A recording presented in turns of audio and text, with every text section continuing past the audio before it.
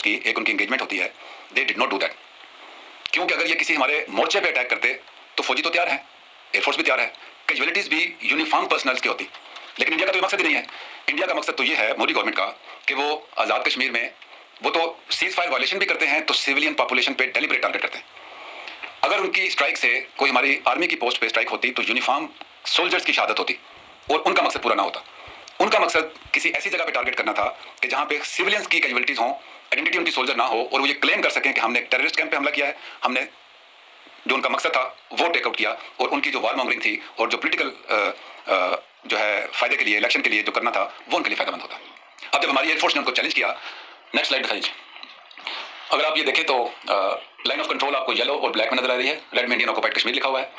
यहाँ से जो तंगधार सेलिएंट आपको नजर आ रहा है, यहाँ से उनकी इंट्रूजन हुई, 4 to 5 नॉटिकल माइल उनकी फॉर्मेशन अंदर आई, जिसको पाकिस्तान एयरफोर्स ने टाइमली और इफेक्टिवली चैलेंज करके रिपल्स किया। जाते हुए उन्होंने जो अपना पेलोड था उसको जेटसन किया।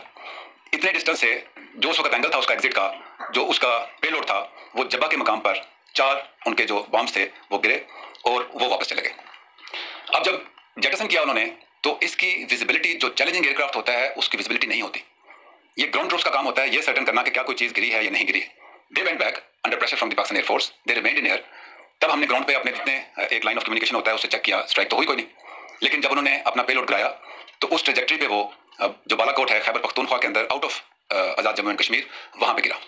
अब आपने उनकी क्लेम्स देखे हैं कि 350 टेररिस्ट किल्ड, और एक जो उनकी हाइड आउट थी उसको उन्होंने तबाह कर दिया। मैंने आप लोगों को बुलाया इसलिए था कि आप सबको मैं अपने साथ लेके जाता और ऑन ग्राउंड आपको दिखाता, लेकिन अनफॉर्चुनेटली वेदर की वजह से मैं आपको बाई एयर अभी नहीं लेके जा पा रहा। बाय द टाइम आपको बाई रोड लेके जाऊं तो वहां पे अंधेरा हो चुका होगा। लेकिन जो लोकल मीडिया है, कुछ चैनल्स वहां पहुंच गए हैं, उन्होंने टीवी पे दिखाया भी है, मैं भी अभी आपको दिखाऊंगा।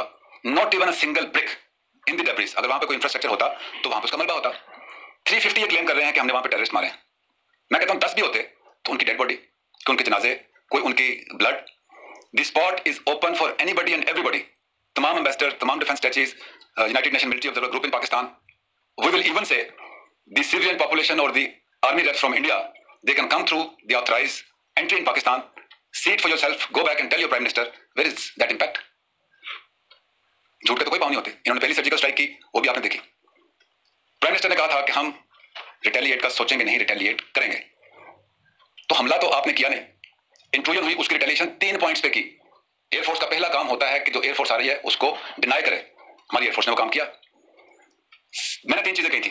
You will never be able to surprise us, we have not been surprised, we were ready, we responded, we denied. मैंने कहा था कि we will retain the escalation ladder.